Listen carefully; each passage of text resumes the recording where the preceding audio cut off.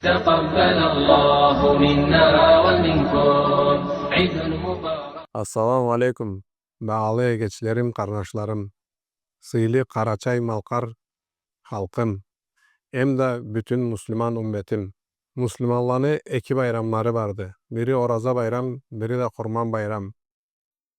Bir gün alanı biridir de sizni bu bayramla alışlayma.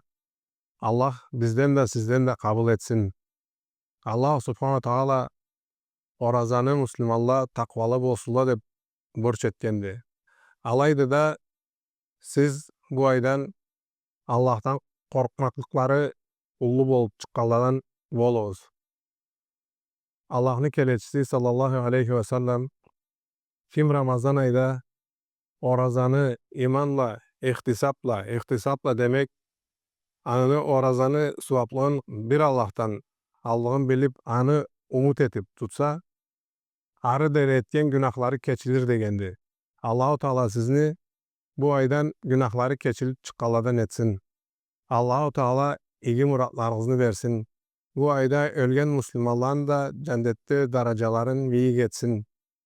Kelir orazağa da Müslümanlar bir bolup güçlü bolup jeteyik. Amin.